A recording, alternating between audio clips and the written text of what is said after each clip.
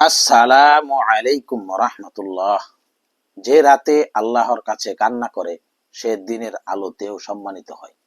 রাতের নিস্তব্ধতা যখন সবাইকে ঘুমে আচ্ছন্ন করে, তখন কিছু মন আল্লাহর কাছে সান্নিধ্য কাঁদে। তাদের অশ্রুতেই হয়ে ওঠে মরুভূমির বুকে এক ফোঁটা পানির মতো অমূল্য এবং জীবনদায়ী। এই ইবাদত শুধু একটি নফল ইবাদতই নয়, এটি হলো আত্মার গভীর থেকে উচ্চারিত এক আকুতি। পবিত্র কোরআনে আল্লাহ তাআলা বলেন, রাতের কিছু অংশে তাহাজ্জুদ কায়েম করো, এটি তোমার জন্য অতিরিক্ত ইবাদত। আশা করা যায় মহান রব তোমাকে মাকামে মাহমুদ বা প্রশংসিত স্থান পর্যন্ত পৌঁছে দিবেন। আত্মাধিক এই প্রশান্তির পিছনে লুকিয়ে আছে বৈজ্ঞানিক সত্য।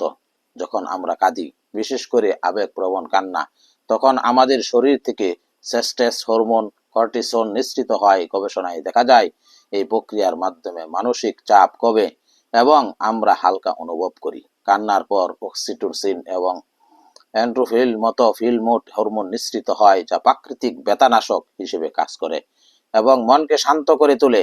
রাসূলুল্লাহ সাল্লাল্লাহু আলাইহি ওয়াসাল্লাম বলেছেন, আল্লাহ তাআলা রাতের শেষ ভাগে বান্দার সবচেয়ে নিকটবর্তী হন। এই সময়টা শুধু আধ্যাত্মিক নৈকট্যতা তার জন্যই গুরুত্বপূর্ণ নয়, বৈজ্ঞানের দৃষ্টিতেও এর অনেক উপকারিতা রয়েছে।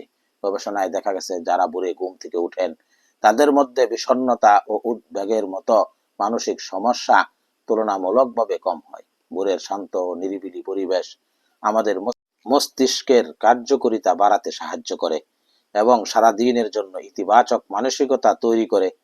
তাহাজ্জুদ নামাজে শারীরিক ও মানসিক উপকারিতা নিয়েও গবেষণা হয়েছে। একটি গবেষণায় দেখা গেছে যারা নিয়মিত তাহাজ্জুদ নামাজ পড়ে তাদের স্ট্রেস প্রতিক্রিয়া উল্লেখযোগ্যভাবে কমে যায়। নামাজের বিভিন্ন নড়াচড়া শরীরের পেশিগুলো সক্রিয় করে, যা হালকা ব্যায়ামের মতো কাজ করে।